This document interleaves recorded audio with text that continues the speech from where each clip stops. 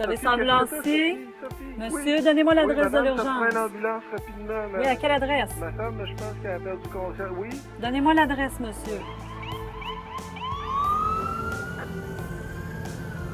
Lorsqu'un citoyen a besoin d'une ambulance, il doit faire le 911.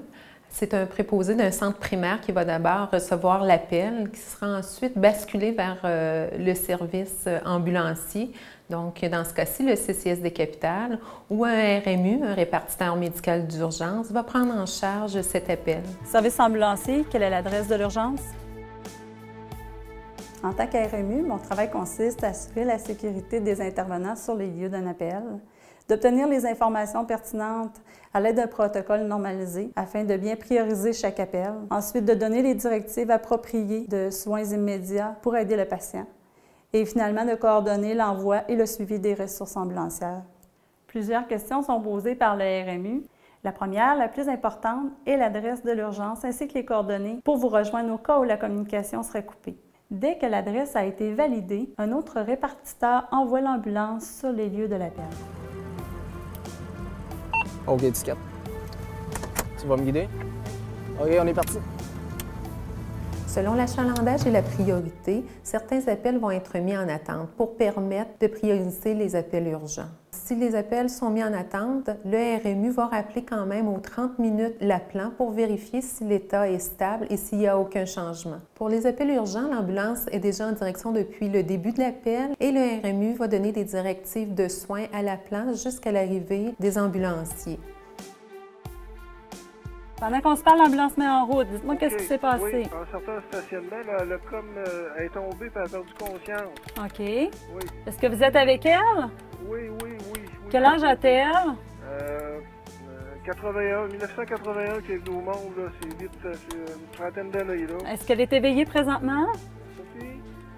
Non. ça Est-ce va qu'elle pas, respire, madame, monsieur? Ça va pas. Monsieur, est-ce qu'elle respire? Oui, elle respire. OK. Est-ce qu'elle est connue pour les problèmes cardiaques?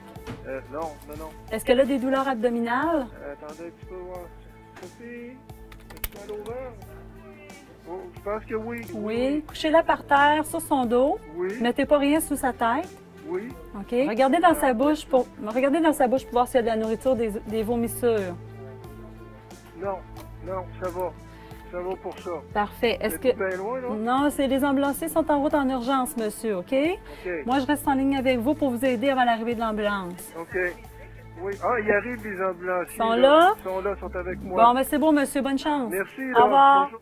N'oubliez pas que le RMU ne pose aucun diagnostic.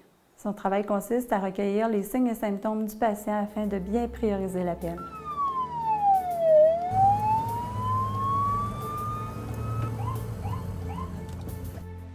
À l'urgence, l'équipe médicale est mise au courant des cas par la centrale de communication santé des capitales via un téléavertisseur sur lequel apparaissent les renseignements pertinents, c'est-à-dire l'âge et le sexe du patient, ainsi que la raison de consultation principale. Par contre, dans les situations de réanimation et dans les cas urgents, une communication verbale est établie entre l'infirmière du triage et la centrale de communication santé pour être sûr que le patient est pris en charge de façon adéquate à son arrivée. Si vous arrivez à l'urgence en ambulance, cela ne veut pas nécessairement dire que vous allez passer en premier. C'est l'échelle de triage canadienne qui décide de la priorité des cas. Dès votre arrivée à l'urgence, vous serez vu par une infirmière du triage qui prendra votre histoire médicale, vos signes vitaux pour ensuite vous faire voir par le médecin selon l'urgence du cas.